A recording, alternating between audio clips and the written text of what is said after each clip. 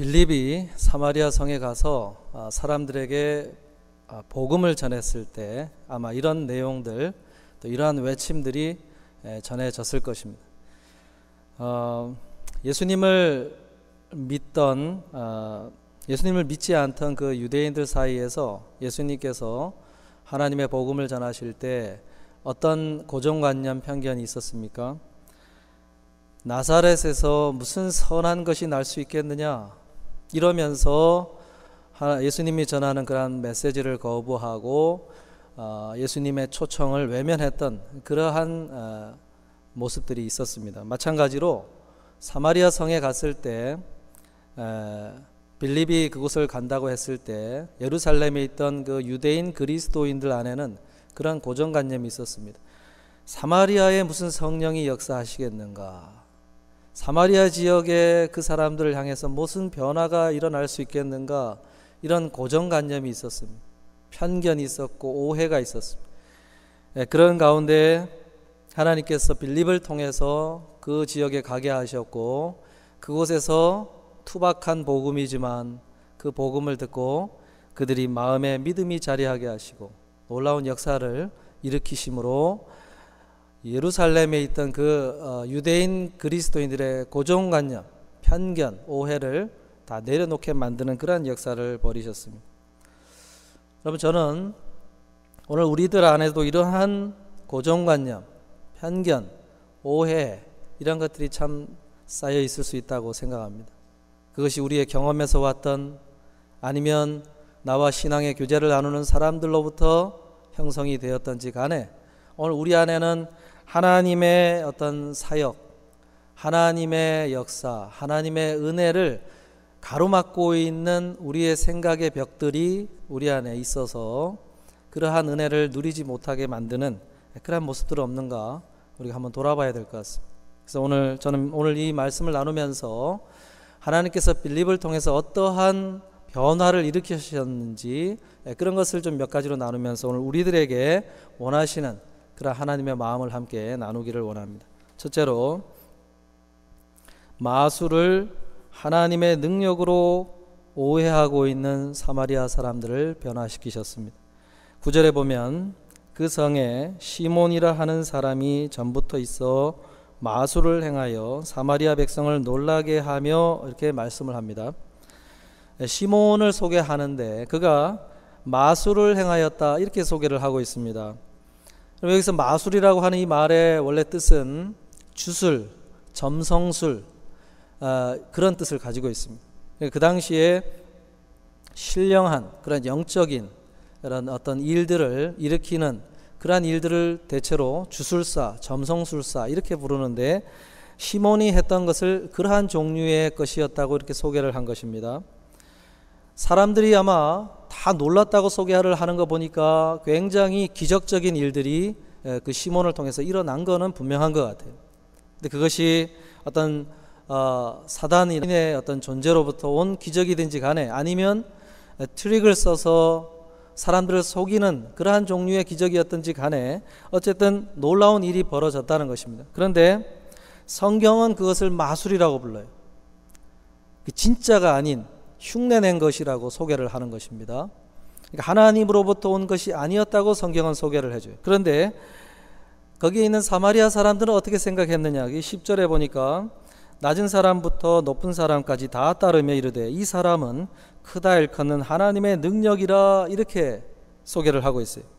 지위가 높은 사람부터 낮은 사람까지, 거기에 있는 대부분의 사람들이 시몬이 행한 그 마술을 진짜 하나님의 능력, 거기에서 온 것이라고 믿었다는 것입니다. 여러분, 왜 이런 오해가 생겼을까? 우리가 한번 생각을 해보면 참 이해는 돼요. 그 사마리아 지역이 어떤 곳인지를 생각하면 충분히 이해가 됩니다. 그 사마리아 지역은 남유다, 북이스라엘로 나라가 나누어진 상황에서 북이스라엘이 먼저 아수르라는 나라로부터 멸망을 당합니다. 그리고 나서 그들이 겪어야 됐던 것은 강제로 아수르 사람들과 결혼을 하고 가정을 일구고, 그리고 아내가 믿는 종교, 아수르가 섬기는 그러한 문화들을 다 받아들여야만 됐어요. 그러면서 자연스럽게 그들 안에는 혈통적으로도 혼혈이 됐고 문화적으로도 혼합이 되어 있는 그러한 상황이 되었기 때문에 남쪽 유다 사람들이 볼 때는 저 지역은 이미 하나님이 버린 땅, 하나님의 은혜로부터 버려진 땅, 외면된 곳, 그러한 곳으로 취급을 받는 그러한 상황에 놓여져 있었습니다. 그렇기 때문에 그들 스스로가 무언가 하나님을 향한 은혜의 액션들을 취하기 위해서 자체적으로 성전을 세우고 또 모세 오경을 가져다가 말씀을 함께 나누고 했지만, 그러나 남쪽 유다에서 정통 제사장이라든지 율법의 가르침을 줄 수 있는 사람들이 오지를 않았고, 심지어는 유대인 그리스도인들조차도 그쪽에 가서 복음을 전하기를 꺼려하는, 외면하는 그러한 지역이었습니다. 그렇기 때문에 그 사람들 안에는 정말로 하나님께서 자신들을 버리신 것은 아닌가, 우리는 이 은혜를 어떻게 해소해야 되는가, 영적인 깊은 낙심과 갈증이 아주 자리하고 있는 그러한 상황에 있었습니다. 그런데 이 시몬이 나타난 거예요. 어떻게 받아들이겠습니까? 시몬이 행하는 일들이 마치 하나님의 선지자들이 행하는 일 같은 일들을 벌입니다. 아, 그렇구나. 시몬은 하나님이 자신들을 위해서 보내주신 사람이구나, 이렇게 여겼다는 거예요. 그러면서 자신들을 향하여 하나님이 은혜를 베푸시는구나 하고 그 사람을 보면서 위로를 얻고 소망을 가졌다는 것입니다. 참 안타까운 모습이지요. 여러분, 여기서 저희는 우리의 모습을 좀 돌아볼 수 있었으면 좋겠습니다. 실제로 주시는 하나님의 은혜가 아니라 그것을 대체하는 어떤 다른 것에서 위로를 삼고 만족을 하고 하나님이 나에게 기쁨을 주시는구나 하면서 있는 그러한 모습은 없는가, 우리가 한번 돌아봐야 된다는 것입니다. 제가 어느 다이어트에 대한 글을 읽었는데 참 와닿는 글이 있었습니다. 배고픔을 두 가지로 구분하면서 진짜 배고픔이 있고 가짜 배고픔이 있다고 소개를 합니다. 진짜 배고픔이라는 건 무엇이냐면 우리의 어떤 식욕과 관련된 호르몬이 작동을 해서 정말 우리에게 이 배고픔이 있고 음식을 먹어야 우리의 건강을 유지할 수 있다고 알려주는 그러한 배고픔이 있다는 것입니다. 그런데 그런 배고픔을 해소하기 위해서 음식을 먹고 나면은 만족함이 있고 우리의 어떤 모든 것이 자리를 찾아가는 그런 유익이 있는데, 가짜 배고픔이라고 하는 것은 심리적인 배고픔이다, 이렇게 소개를 하고 있어요. 3시간 전에 밥을 먹어서 배는 부른 상황인데 그런데 배고픔이 느껴진다는 거예요. 과도한 스트레스와 어떤 감정적인 어떤 우울한 그러한 상황이 생겼을 때 거기로부터 우리의 이 식욕을 관장하는 호르몬의 어떤 밸런스를 어지럽히는 일들이 생겨난다는 거예요. 그러면서 배고픔을 느끼게 된다는 것입니다. 그런데 그런 배고픔 때문에 음식을 먹고 하면 어떻게 됩니까? 만족감이 있는 것이 아니라 공허함이 생기고 속이 불편해지고 이런 일들이 생긴다는 거예요.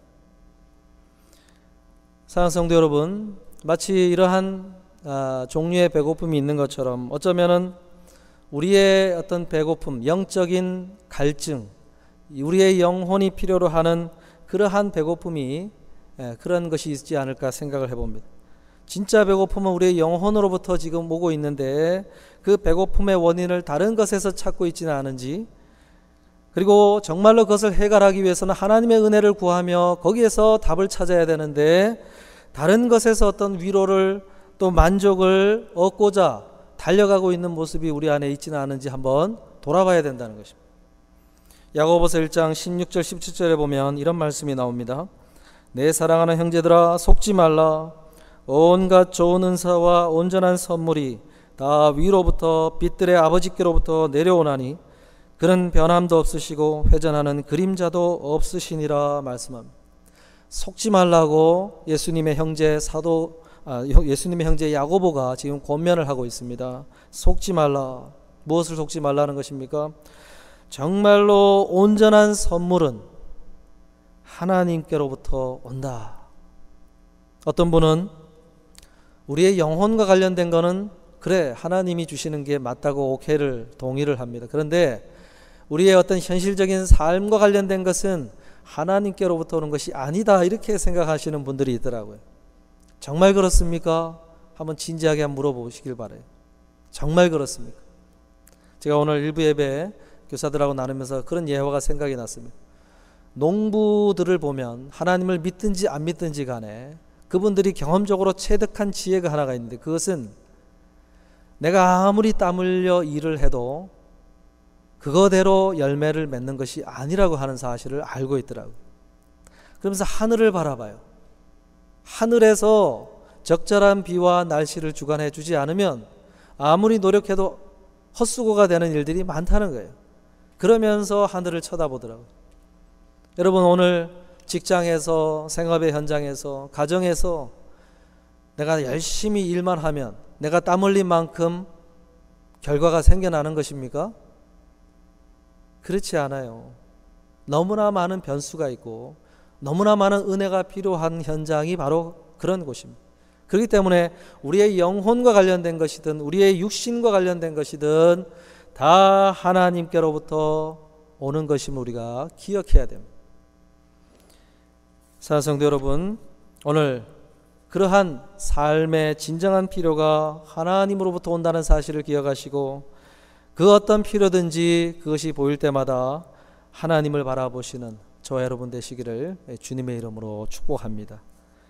둘째로, 스스로 높아진 마음을 겸손한 마음이 되도록 하나님께서 하셨습니다. 9절에 보면 자칭 큰 자라 하니 이런 말씀이 나옵니다.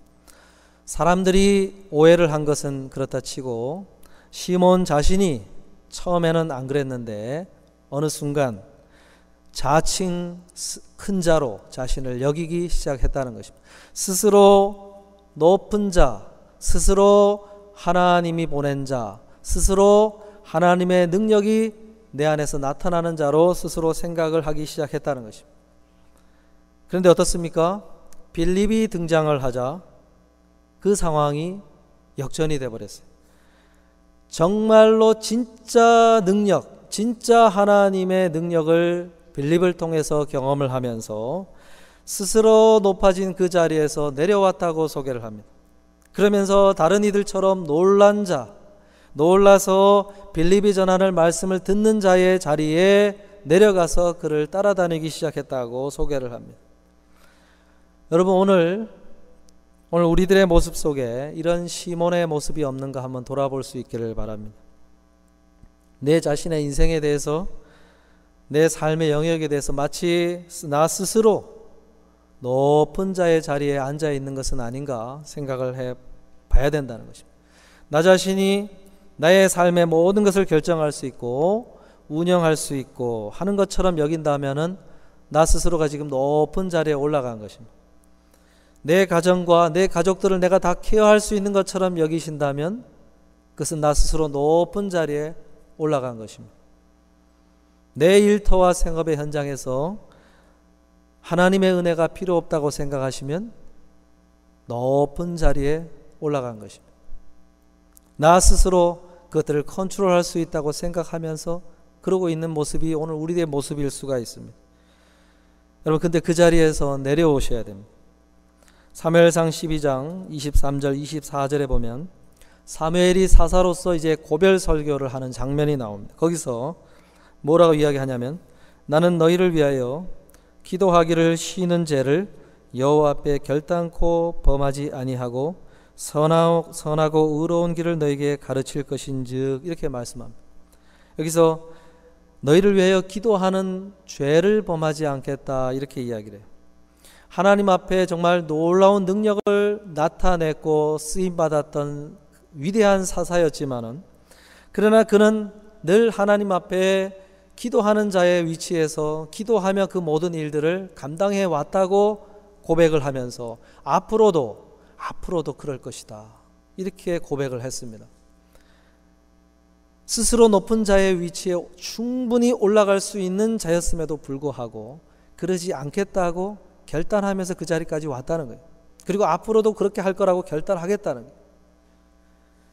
여러분, 우리는 낮은 자리로 내려가야 됩니다. 어떻게 내려갈 수가 있습니까? 어떻게 내려갈 수가 있습니까? 하나님의 음성을 들을 때 내려갈 수가 있습니다. 사무엘은 그 처음 여정을 시작하는 그 첫 즈음에 어떤 장면을 경험을 하게 되냐면은, 어린 시절 어머니에 의해서 성막에서 살아가게끔 위탁을 받고 거기서 자랐죠. 거기서 자신을 부르시는 하나님의 음성을 처음으로 듣게 됩니다. 그런데 그 하나님의 음성이 들렸을 때 그것이 하나님의 음성인 줄을 알지를 못했어요.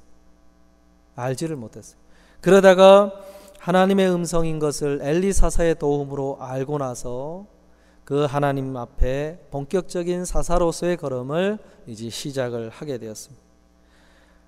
그가 처음 시작할 때 하나님의 음성을 주님 제가 여기 있습니다, 제가 듣겠나이다 하는 기도의 자리를 통해서 시작을 했기에 그는 계속해서 그러한 기도의 겸손한 자의 위치에 서서 그 일을 할 수가 있었던 것입니다.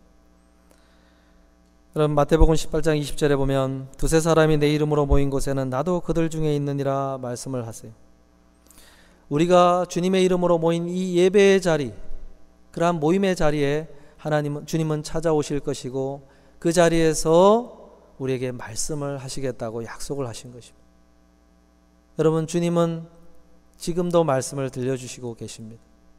그런데 사무엘이 처음에 알아듣지 못한 것처럼 오늘 우리가 그런 주님의 음성을 못 듣고 있는, 알아채지 못하고 있는 모습으로 여전히 있을 수가 있어요. 그럴 때 하나님의 음성을 들어야만 내가 높아진 그 스스로의 자리를 다 내려올 수가 있게 되는 것입니다. 여러분, 베드로의 경우는 어떻습니까? 베드로는 자신의 생업의 현장에서 주님의 음성을 듣게 됩니다. 어부로서 밤새도록 갈릴리 바다에서 고기를 잡기 위해서 고군분투를 했는데 한 마리도 못 잡은, 경제적으로 손실이 심한 그 빈배의 상황에 놓여 있을 때 그때 주님이 찾아오셨어요. 그 타이밍에 맞춰서 주님이 찾아오셨고, 너의 판단이 아니라 이제 내가 말하는 것을 따라서 한번 고기를 잡아봐라, 깊은 곳에 가서 그물을 던져봐라. 그랬을 때 그가 어떻게 했습니까? 그 빈배의 상황으로 낮아진 마음으로 주님의 음성을 따라서 깊은 곳에 가서 자기가 선장이 아니라 선원이 되어서 선장 대신 주님의 말씀을 한번 의지해서 가서 던졌더니 거기서 어부 평생토록 잡아보지 못했던 놀라운 고기가, 배가 가라앉을 정도로 엄청난 고기가 끌어져 올려오는 것을 보면서 그가 했던 반응이 무엇입니까? 주님 앞에 엎드려서 주님 저는 죄인입니다 하고 고백을 하는 그 모습이 벌어집니다. 자기가, 베드로가 선장의 자리가 아니라 선원의 자리에 내려와 주님의 음성을 들으며 따라갈 때 그의 모든 인생의 높은 자리에서 내려와 자신이 죄인됨을 주님 앞에 고백하며 섰던 것이 베드로였습니다. 조지아주에 있는 그 콜롬비아 세미너리가 있습니다. 거기에 벤 캠벨 존슨 교수가 2010년도에 어떤 책을 쓰냐면은 하나님의 임재를 경험하는 10가지 방법이라는 책을 씁니다. 거기서 6번째가 뭐냐면은 온종일 하나님을 기대하라, 이렇게 지적을 합니다. 온종일 하나님을 기대하라. 우리의 문제는 하나님을 기대하지 않기 때문이다, 이렇게 지적을 한 겁니다. 여러분, 만나고 싶은 사람, 또 만남이 계속 이루어지는 사람이 어떤 사람들입니까? 서로 만나기를 기대하는 사람, 만나고 싶어하는 사람들끼리 그런 만남이 이루어집니다. 그렇죠? 나를 만나고 싶어 하지도 않는데 누가 찾아가서 만나려고 합니까? 그죠? 그런데 하나님과 우리 사이에도 마찬가지라는 거예요. 인격 대신 하나님, 그 인격을 닮아 있는 우리가 인격 대 인격으로서 내가 하나님을 만나고 싶어 하지를 않는다면 하나님과의 만남이 이루어질 수가 없는 거예요. 내가 사모하지도 않고 내가 기대하지도 않아요. 하나님과의 어떤 만남을 기대하지도 않고 있는 그것이 정말로 하나님의 임재를 경험하지 못하는 가장 큰 문제점이다. 그 교수님이 그렇게 지적을 한 것입니다. 사무엘이 처음에 두 차례에 걸쳐서 주시는 그 하나님의 음성을 알아채지 못한 이유는 그가 하나님이 자신에게 그렇게 다가오리라고는 전혀 생각하지도 예상하지도 기대하지도 않았기 때문에 못 알아들은 거예요. 그런데 여러분, 기대하고 있었던 놀라운 사람들이 등장을 하죠. 어떻습니까? 아기 예수님을 찾아왔던 그 동방의 박사들을 한번 생각해 보십시오. 그 먼 거리에 유대인 사람들도 아닌 그 아시아에 살던 그 동방의 박사들이 어떻게 그 먼 길을 찾아와서 아기 예수님께 경배하고 그 예수님을 만나는 사건이 벌어졌는가? 그것은 그들이 구약 성경에서 말하는 그 별에 대한 예언을 그들이 들었고 그것을 정말 믿음으로 기대하고 고대하고 바라는 그러한 가운데 그 별이 보여졌을 때 그런 걸음을 걸을 수가 있다고 성경이 소개를 해준 것입니다. 그런 차원에서 보면 오늘 우리의 문제는 하나님을 기대하지 않기 때문입니다.